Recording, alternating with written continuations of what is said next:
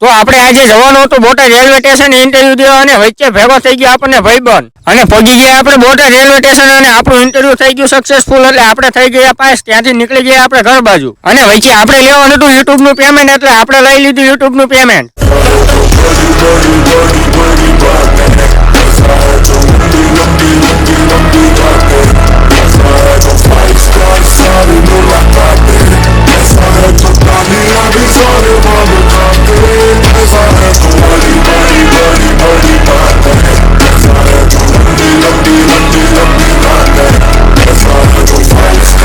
ગયા આપણે રાણપુર અને પછી આપણે નીકળી ગયા આપણું બુલેટ લઈને રાણપુર વચ્ચે એને ખવડાવી દીધું અને ખવડાવીને નીકળી ગયા આપણે બુલેટ ને તો ખવડાવી લીધું પણ આપણને ભૂખ લાગી હતી એટલે આપણે પી લીધી સોડા અને સોડા પીને નીકળી ગયા આપણે પાછા ઘરે આવીને જોયું તો ભાઈબંધ નો ફોન આવ્યો તો બોટાદ જવાનું હતું એટલે આપણે નીકળી ગયા બોટાદ બાજુ અને લઈ લીધું આપણે શાક બકાલું કેમ કે એના ઘરે